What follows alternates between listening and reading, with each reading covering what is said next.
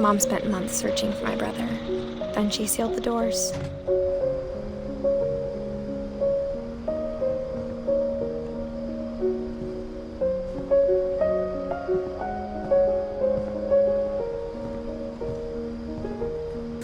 Whatever Milton had found in the house, Mom didn't want it getting out.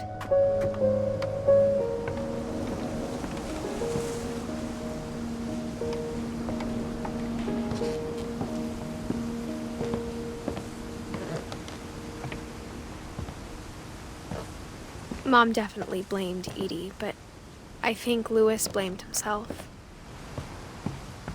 After he graduated, he just spent more and more time in his room, until Mom got him a job at the cannery.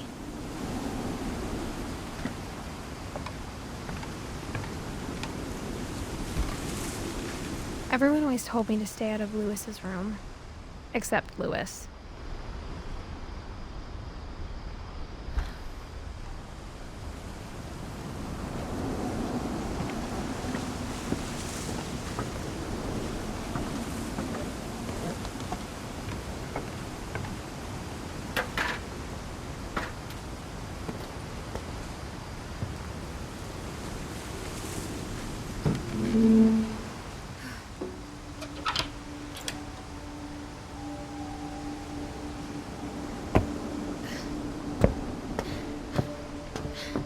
Louis's room smelled very, very familiar. That part of him lived on.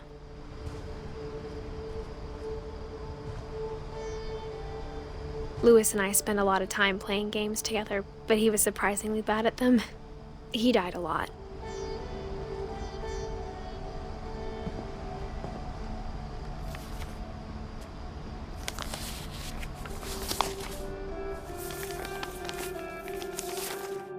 Dear Mrs. Finch, as Louis's psychiatrist, I can understand your desire for an explanation. As I see it, the trouble began in January, shortly after we convinced your son to seek treatment for substance abuse. Newly sober, I believe Louis first noticed the monotony of his daily life.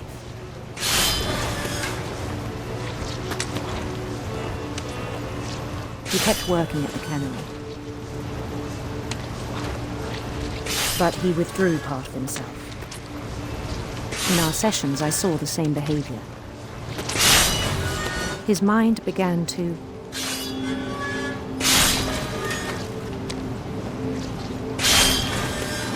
wander.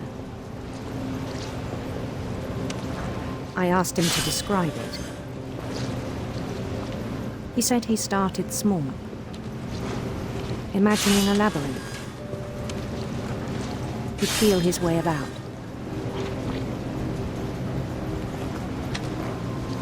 Then something moved.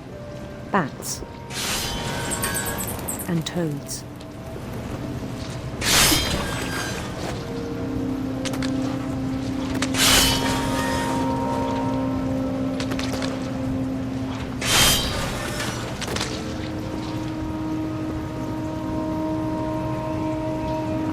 And things that have not names. He knew it was all in his head.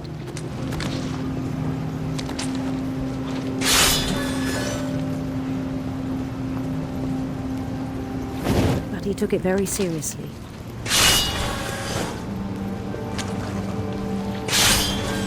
I had hoped he'd find himself.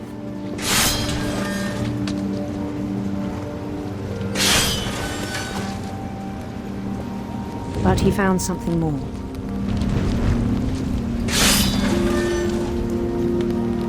I worried about him then. Daydreaming at the cannery. I spoke with his boss. But he said Louis had become a model employee. Methodical, tireless, focused. Like a whole new Louis. So I let him go on.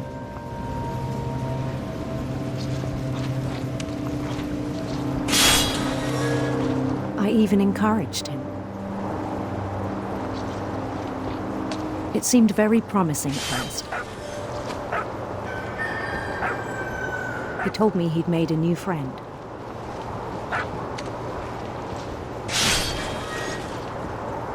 On the edge of a city he named Louis Topia. He built the city up slowly, brick by brick. Then he made musicians.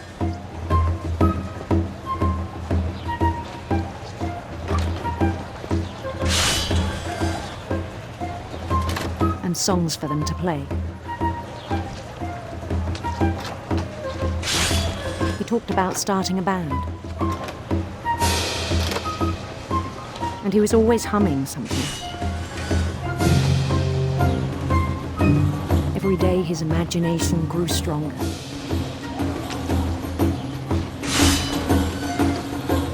He no longer spoke at the cannery. But his chopping was as reliable as ever. Then one day it struck him that all the cheering crowds, even the stones under his feet, were all in his imagination, so he could do whatever he wished.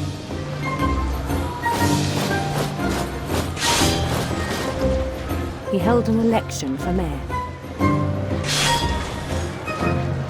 And he won. They begged him to stay, but his mind was already wandering.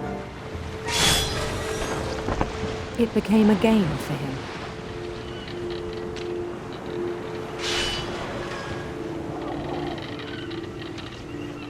He'd conquer a city, then immediately push on. New Louisville.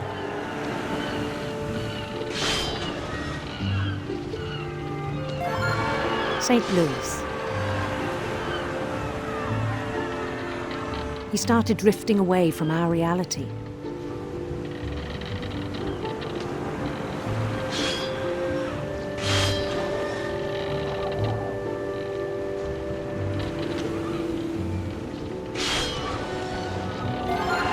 Minneapolis, until one day he forgot to go home from the cannery.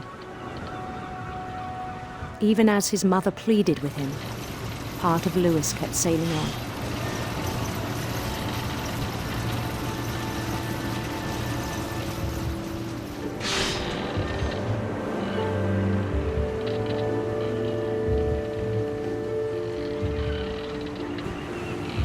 In Louisburg, he heard rumors of a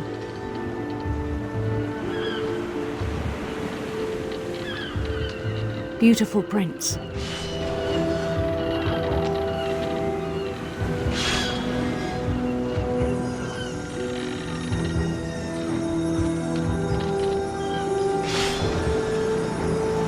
The prince was on his own quest for sinister serpents.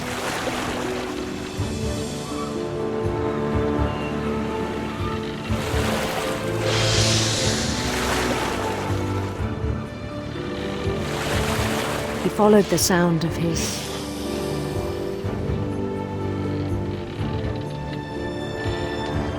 silver harp.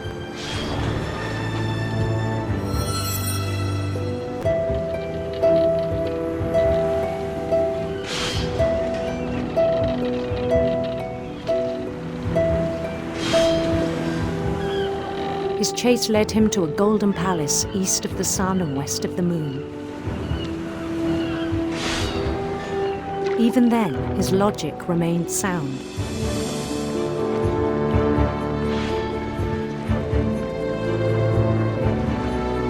He knew the world was all in his imagination.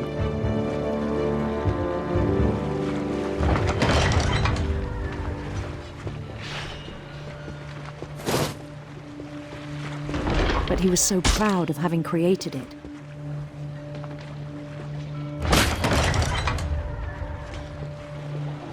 In his own eyes, he'd become something greater than a king.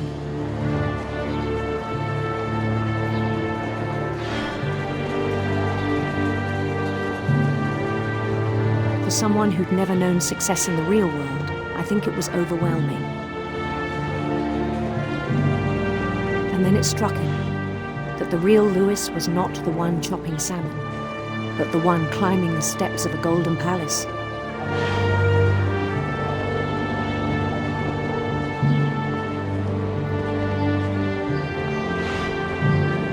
My imagination is as real as my body, he told me.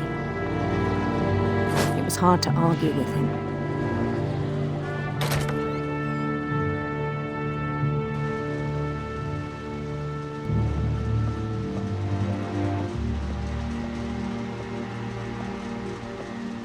He began to forget the world we know.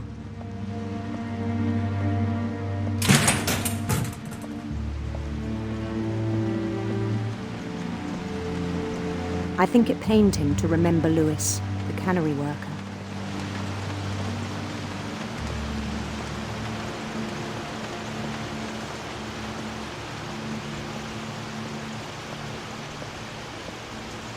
He began to despise the man with a royal contempt.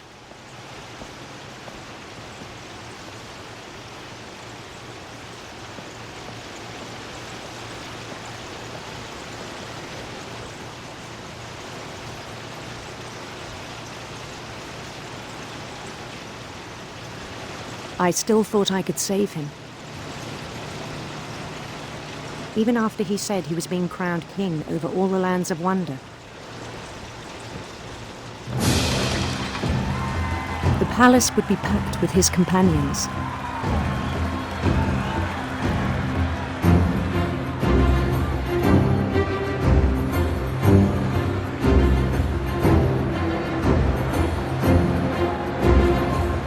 Including the wise Calico who'd insisted on advising him.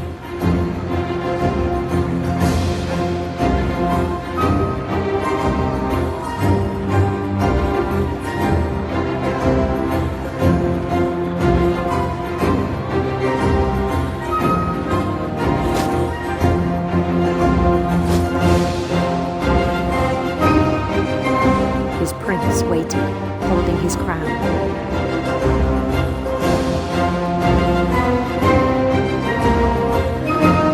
There was only one thing left to do.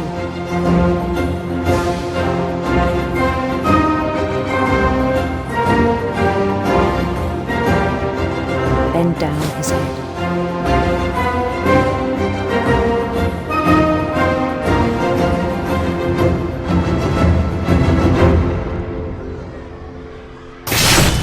And the rest I think you know. Mrs. Finch, your son was a kind man who will be missed by all of us who knew him.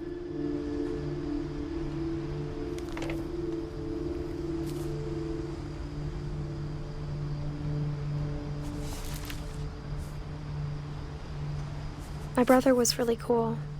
I wish you could have met him.